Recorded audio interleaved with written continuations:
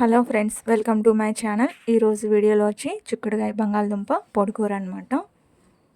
ఎలా చేయాలి వీడియోలో నేను చూపిస్తాను.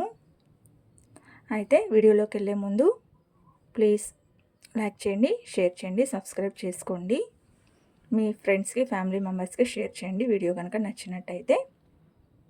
ఈ పొడికూర అనేది అన్నంలో కలుపుకొని తిన్నా చాలా బాగుంటుంది.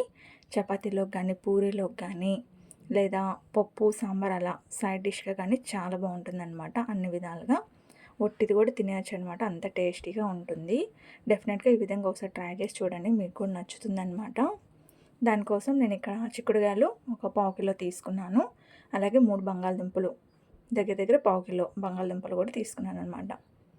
ఇవి శుభ్రంగా ఒలుచుకొని చిక్కుడుకాయలు బంగాళదుంప మీద పీల్ తీసేసి ఇలా వాష్ చేసుకొని ఒక నాన్ స్టిక్ పాన్లోకి తీసుకున్నాను అనమాట. ఉల్లిపాయ అనేది ఒకటి కట్ చేసుకొని పక్కన పెట్టుకోవాలి ముక్కలు.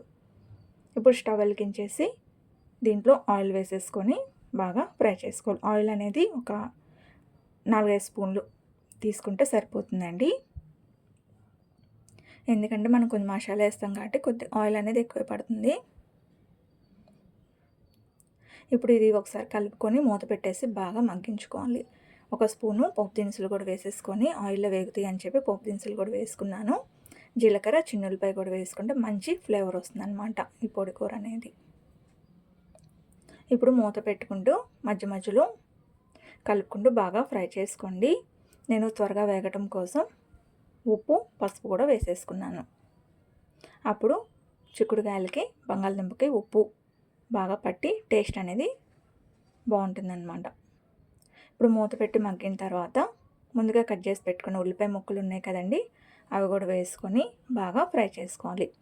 ఈ ఉల్లిపాయలు వేగేలోపు ఒక టేబుల్ స్పూన్ ధనియాలు మసాలా కోసం, అలాగే ఒక టేబుల్ స్పూన్ జీలకర్ర, ఒక గుప్పెడు పల్లీలు, అలాగే ఒక గుప్పెడు వేయించిన శనగపప్పు, తినే పుట్నాల పప్పు అంటాం కదా అదనమాట. అలాగే కారం, కూరల్లో కారమేనండి. ఒకవేళ కారం ఇష్టం లేదనుకుంటే ఎండుమిరపకాయలు కూడా వేసుకోవచ్చు, బాగుంటుంది. అలాగే చిన్న కొబ్బరి ముక్కలు కట్ చేసుకొని మిక్సీ జార్లో వేసుకొని మిక్సీ పట్టుకొని రెడీగా ఉంచుకోవాలి.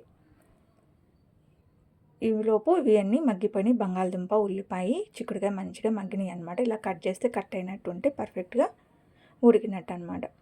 కరివేపాకు వేసుకొని ఒకసారి ఫ్రై చేసుకున్నాను. ఇప్పుడు మిక్సీ పట్టుకున్న పౌడర్ ఉంది కదండి, అది మొత్తం వేసుకొని బాగా పచ్చివాసన పోయేంత వరకు ఫ్రై చేసుకోవాలి. మీడియం ఫ్లేమ్లో పెట్టుకొని ఫ్రై చేసుకుంటే మసాలా అనేది మాడకుండా పర్ఫెక్ట్గా ఉడుకుతుందన్నమాట, వేగుతుంది. చూసారా, ఇలా ఈ కలర్గా వచ్చేంత వరకు వేయించుకుంటే సరిపోతుందన్నమాట. చూసారా ఎంత బాగుందో చూడటానికి, టేస్ట్ కూడా చాలా బాగుంటుందన్నమాట. ఫైనల్గా కొత్తిమీర ఉంటే మీ దగ్గర కొత్తిమీర కూడా వేసుకోండి. దగ్గర కొద్దిగా ఉందని చెప్పి ఆ కొంచెమే వేసాను. ఇది ఏ టిఫిన్లో అంటే చపాతీ, పూరి అలా వైట్ రైస్, బిర్యానీ రైస్ అలా ఉంటుంది కదా, వాటిలో చాలా బాగుంటుంది. అలాగే సైడ్ డిష్గా తినడానికి కూడా చాలా బాగుంటుందన్నమాట. ఈ వీడియో కనుక మీకు నచ్చినట్టయితే ప్లీజ్ లైక్ చేయండి, షేర్ చేయండి, సబ్స్క్రైబ్ చేసుకోండి. మరిన్ని వీడియోల కోసం మా ఛానల్ని వాచ్ చేస్తూ ఉండండి. అంతే friends, thank you for watching.